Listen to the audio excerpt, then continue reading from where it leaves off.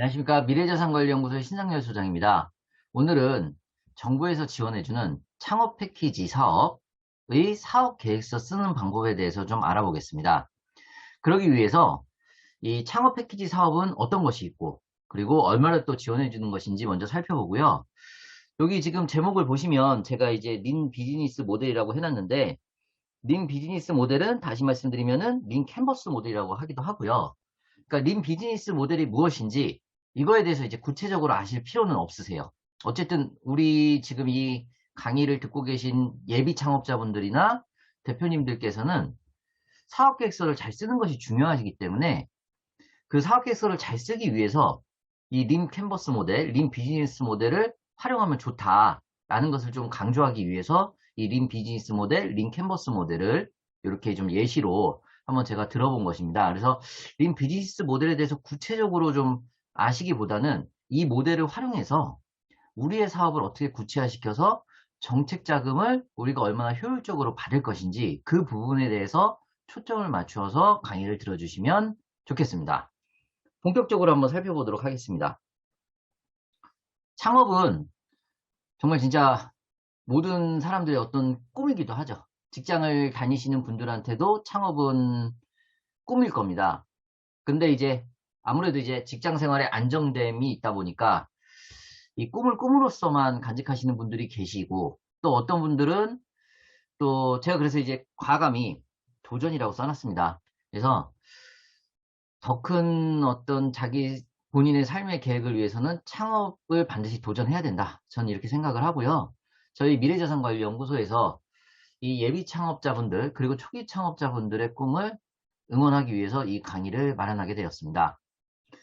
한번 정부 지원 사업. 근데 정부 지원 사업이 어떤 것들이 있는지. 그러니까 결국에는 물론 이제 내가 자본이 아주 많으면 자금이 아주 많으면 그 돈을 가지고 이제 창업을 하시면 되겠지만 실제로는 대부분들이 그렇지 않기 때문에 정부의 지원 사업, 다시 말씀드리면 정부의 지원 자금이 반드시 필요합니다. 그래서 그 필요한 자금을 통해서 내 꿈을 이룰 수 있다면 정말 너무나도 좋은 플랜이 세워질 것입니다. 정부 지원 사업을 한번 알아보도록 하겠습니다. 여기는 지금 빠졌는데요. 제가 한번 써드리면 오늘 강의가 2월 달이니까 청년 창업 사관학교가 있어요. 청년 창업 사관학교.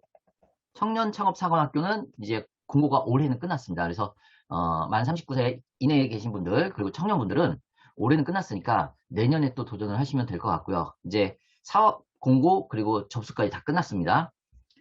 자, 청년 창업사관학교는 나이 제한이 있었어요. 나이 제한이 있고요. 예비 창업 패키지는 나이 제한이 없습니다. 그래서 아직 공고가 안 나왔습니다. 그래서 보시면은 2022년 2월 말에 나오기 때문에 현재 제가 강의를 찍고 있는 이 순간에도 공고가 아직 안 나왔기 때문에 이 강의를 보고 계시다 그러면 사업자 등록증이 없으신 분들은 이 예비 창업자 패키지를 준비하시면 됩니다. 공고가 나와서 좀 자세하게 이제 공고 나오면 제가 또 다음 강의에서 또 찍겠지만은 대략적으로 네 화면이 넘어갔네요. 다시 들어갈게요. 예, 대략적으로 1억 가까운 금액을 그러니까 자부담 없이 정부에서 창업자들을 위해서 지원을 하게 됩니다. 그러면 내 계획과 내 꿈을 실현하는데 1억이라는 자금이 정부 자금으로 들어오는 거죠. 무이자 무상한 무담보입니다. 그래서 사업화 자금 주고요. 심지어 또 창업 교육과 멘토링. 그러니까 우리가 창업을 하면서 누군가는 곁에서 궁금할 때마다 물어봐야 되는 어떤 선생님이 있을 겁니다. 그 멘토링을 이 정부에서 해주는 거죠. 이 멘토링을 해주는 그 교수님이나 멘토링을 해주는 어떤 그 대상이 되시는 분들은 상당히 이 창업을 해서 기업이 상장까지 가는 이 과정에 대해서 상당히 경력이 있으신 분들이기 때문에 그분들의 도움을 받으면 우리의 꿈이 조금 더 구체화될 수가 있다는 거. 그래서 자금도 주지만 교육까지 해주는 일석이조의 효과가 있습니다. 한번 좀 읽어볼게요. 왜 읽어보냐면 포인트는 뭐냐면 혁신적인 기술이 있으셔야 돼요. 그러니까 단순히 플랫폼을 만든다 이렇게 보다는 내가 어떤 플랫폼을 만들 것이고 그 플랫폼에는 어떤 기술이 들어갈 것이고 요즘에는 IoT라고 안 하고요.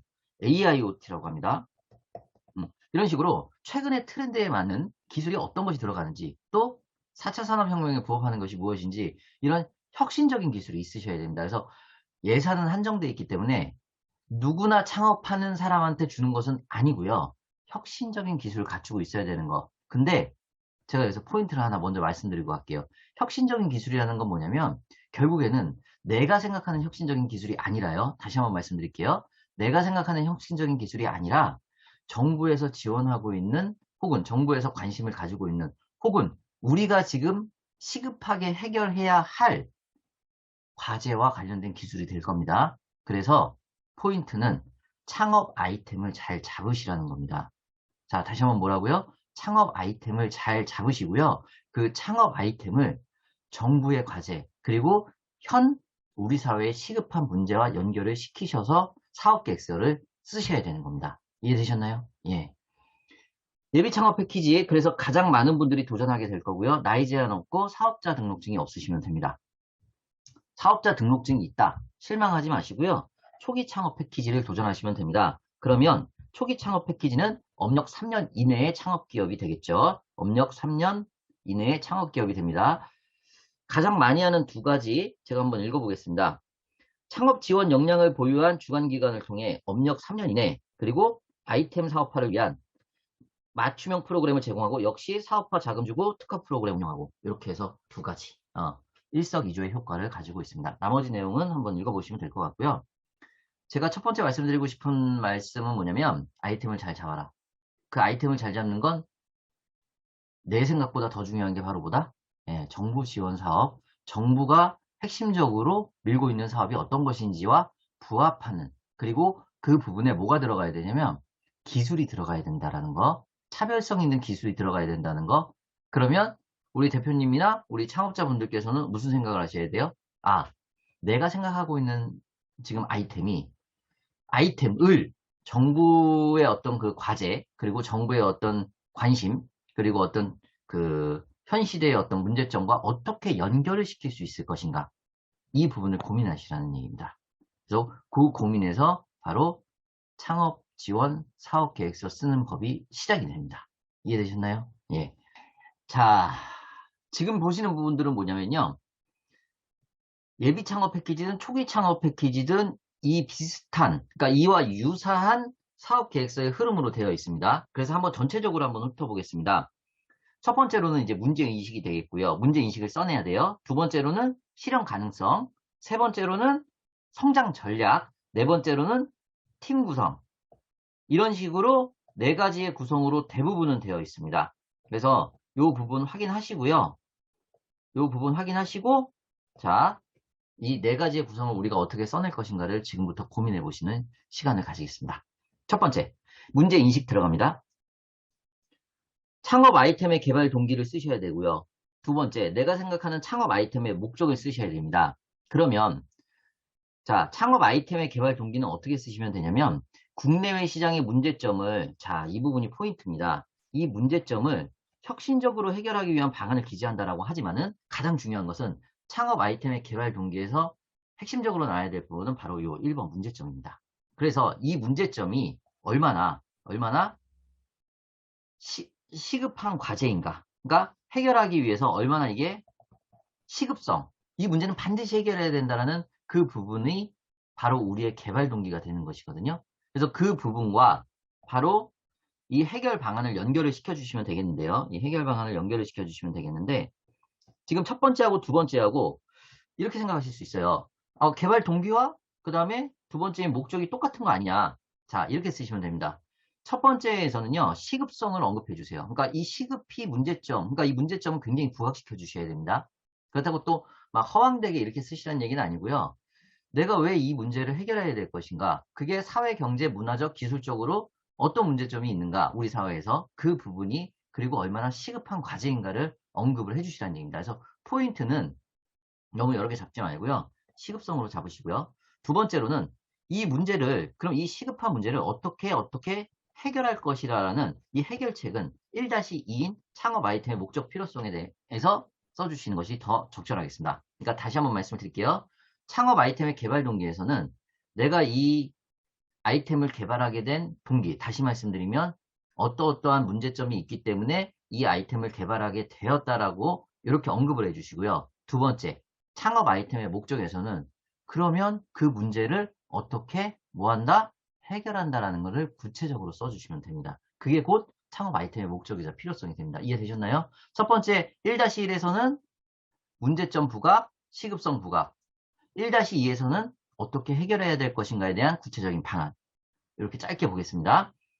제가 다음에 강의를 찍을 때는요. 이 문제 인식을 쓰는 방법에 대해서 조금 더 구체적으로 한번 살펴보고요. 오늘은 전체적인 흐름 살펴보도록 하겠습니다. 실현 가능성.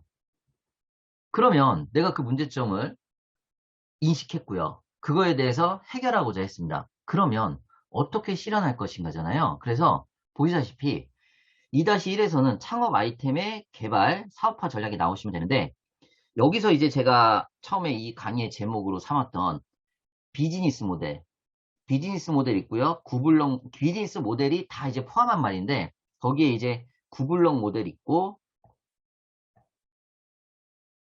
자, 제가 지울게요.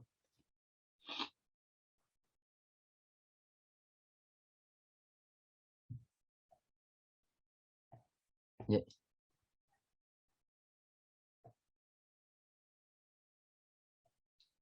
구블럭 모델이 있습니다. 숫자로 구블럭 모델이 있고요. 그 다음에 린 캔버스라는 모델이 있습니다. 린 캔버스 모델. 그래서 이 모델들을 통해서 내가 어떻게 이 사업을, 이 아이템을 개발할 것이고 사업화시킬 것인가를 한눈에 보여주는 것이 좋습니다. 그래서 제가 린 캔버스를 통해서 어떻게 한눈에 보여주는가를 또 뒷부분에 가면 이제 강의를 하겠습니다. 두 번째, 2-2에서는 창업 아이템의 시장 분석, 경쟁력 확보 방안인데요. 자, 간단해요. 이것도 시장 분석은요, 구체적인 수치로 표현을 해주시기 바랍니다. 그리고 경쟁력 같은 경우에는 타사의 이름을 언급을 해주셔도 돼요.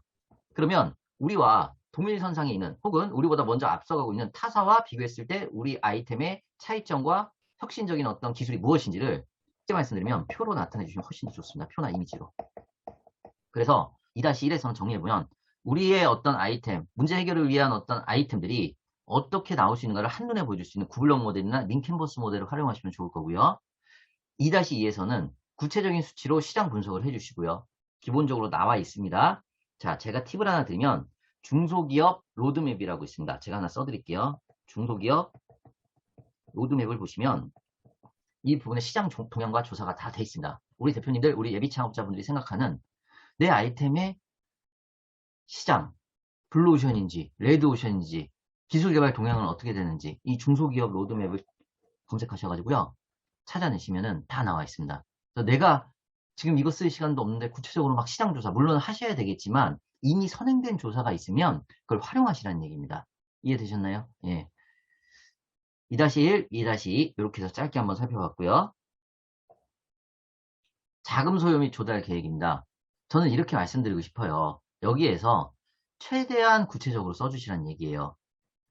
그러면 예를 들어서 내가 1억이 필요하다. 1억이 필요하다라 그러면 사업화 시키는데 1억이 필요하다라 그러면 그 1억을 어떻게 구체적으로 쓸 것인지를 아주 세세하게 나열을 해주셔야 된다.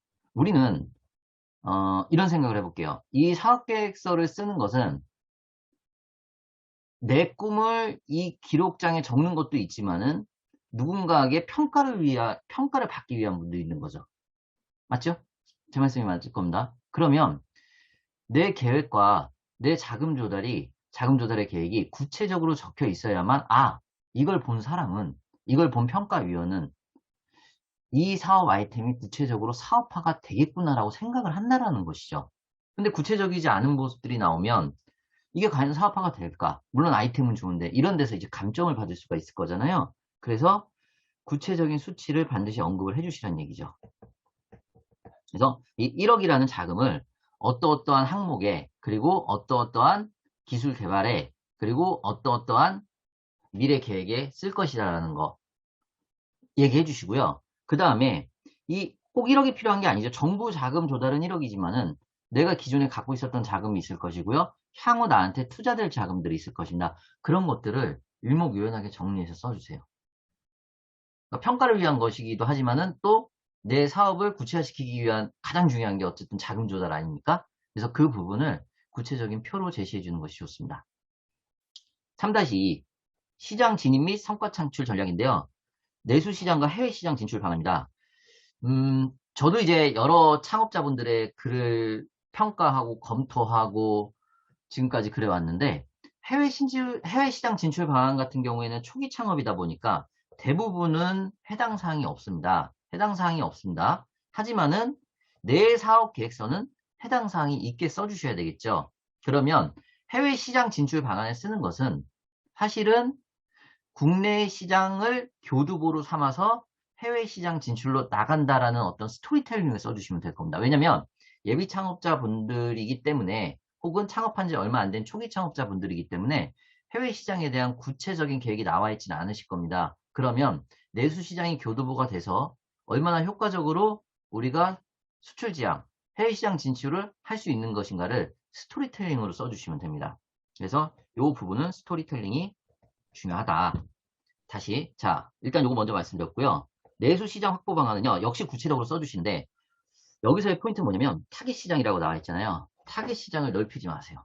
그러니까 애완동물이라고 하면 예를 들어서 애완동물로 하는 것보단 고양이를 위한 혹은 강아지를 위한 이렇게 해갖고요. 타깃층을 좁히는 것이 더 좋습니다. 그래야 구체적인 타깃이 있어야 목표가 명중이 됩니다. 이해되셨나요? 그래서 제가 이 부분에서 강조드리고 싶은 것은 내수시장 확보 방안, 해외시장 진출 방안에 스토리텔링이 들어가고 구체적인 수치가 들어가되 타겟 시장을 넓히지 말고 오히려 좁혀서 목표를 명확하게 명중시킬 수 있는 그런 사업 계획으로 만드시라는 얘기입니다. 이해되셨나요? 자, 성장 전략 제가 말씀드렸고요. 팀 구성 한번 보겠습니다. 대표자 및 팀원의 보유 역량인데 포인트는 뭐냐면 최대한 화려하게 쓰시라. 최대한 화려하게 쓰시라. 그 얘기는 뭐냐면 대표자님이 이 아이템과 얼마나 직접적으로 연관 있는 커리어를 지금까지 해왔느냐를 써주셔야 됩니다. 물론 예전에 이제 여담입니다만은 나의 아저씨라는 드라마를 보면요. 나의 아저씨라는 이선균이랑 아이유, 이지은이죠. 예. 아이유가 나왔던 드라마를 보면 그 아이유가 이제 취업을 하기 위해서 이력서를 이제 하나 내는데 거기에 보면 이제 세 글자 딱 적혀 있어요. 이력이 달리기라고. 그럼에도 불구하고 이제 취업은 됐습니다만은 드라마는 드라마일 뿐이다. 여기다가 이 팀 구성에다가 그렇게 세 글자 딱 적으면요. 그냥 바로 광속으로 탈락됩니다. 제가 비교해서 이제 극단적으로 말씀을 드린 건데 나중에 이제 시간 되시면 한번 보세요. 창업 이거 합격하시고 대표자 및 팀원의 보유 역량은 어떻게 쓰셔야 되냐면 최대한 화려하게 쓰셔라. 화려하게. 최대한 화려하게 쓰셔라. 이 대표자님의 현황 및 역량이 화려하게 쓰시되 지금 내가 창업하고자 하는 이 창업 아이템과 얼마나 연관이 있는지가 더 잘 드러나시면 좋을 것이다. 이게 이제 포인트가 된 거고요. 연관 있는 내가 기존에 했었던 모든 걸 다 쓰세요. 최대한 어필할 수 있도록 쓰셔야 됩니다. 전혀 부끄러워하지 마시고요. 최대한 어필할 수 있도록 쓰시고요. 두 번째, 팀원의 현황 및 역량이다. 이렇게 나오는데 이게 이제 제가 하나 말씀을 드리면 지금 현재 내 팀원이 없다고 하더라도 지금까지 이 아이템을 위해서 노력해온, 같이 협업해온 사람들을 같이 적어주시면 더 좋습니다. 이게 이 팀원 현황 및 역량이 그러니까 나중에 이제 그 보시면은 이 정부지원금 1억을 어떻게 쓰시는지 사업비를 쓰시는 항목이 있어요. 그 강의는 제가 나중에 따로 해드릴게요. 그 팀원이 인건비 산정으로 직접적으로 들어가지 않는다라 그러면 물론 이제 들어간다고 하더라도 들어가는 팀원은 팀원대로 들어가지 않는 팀원은 들어가지 않는다고 하더라도 최대한 이 사업과 연관이 있는 인원은 다 써주시면 좋습니다. 이해되시나요? 내 아이템과 내 사업과 연관이 있는 팀원은 왜 연관이 있는지까지 해서 최대한 구체적으로 화려하게 써주시라는 얘기입니다. 하나도 없다 그래서 이걸 하나도 안 쓰시면 그럼 도대체 아이템은 좋지만 이 사업을 함께 할 수 있는 파트너가 있는지 없는지가 상당히 중요하잖아요. 그렇기 때문에 반드시 화려하게 써주시라는 얘기입니다. 세 번째, 추가 인력 고용 계획을 내 사업 아이템을 사업화시키는 과정과 역시 또 연관을 시켜서 써주시면 더 좋겠습니다. 이해되시나요? 그렇게 써주시고요. 네 번째, 업무 파트너, 협력기업, 현황 및, 그럼 협력 기업은 구체적으로 나오셔야 될 거고요. 그리고 그 협력사의 주요 역량이 뛰어날수록 합격 가능성이 높아지겠죠. 자, 제가 한번 예를 들어볼게요. 어떤 A라는 기업하고요. 앱 개발을 하려고 해요. 그래서 그 A라는 앱 기업에 제가 전화를 하나 통했어요. 추천 알고리즘을 카카오 추천 알고리즘처럼 만들어주세요 라고 했습니다. 빅데이터를 기반으로 한 알고리즘을 통해서. 협의 단계인가요? 아니면 그냥 전화 하나로 끝난 건가요?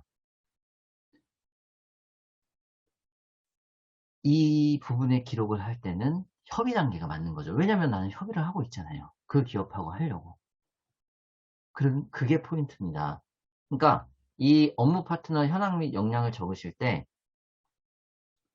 아주 구체적으로 협력이 되거나 무슨 계약서가 없다고 하더라도 나는 충분히 그 기업과 소통하고 있고 반드시 이 기업과 파트너십을 맺을 것이다. 그럼 협력 완료가 아니라 협력 중, 협력 논의 단계가 되겠죠. 이해되셨나요?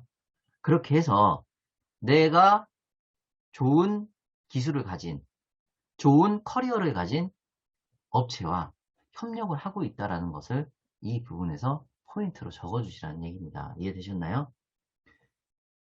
다음은 제가 보시면 이제 이렇게 나와 있습니다. 그래서 린 캔버스 모델입니다. 린 캔버스 모델인데 제가 요 강의는 이 다음 시간에 따로 요 린 캔버스 강의 모델만 집중적으로 한번 좀 살펴보도록 하겠습니다. 그래서 다음 강의도 꼭 기대를 해 주시고요.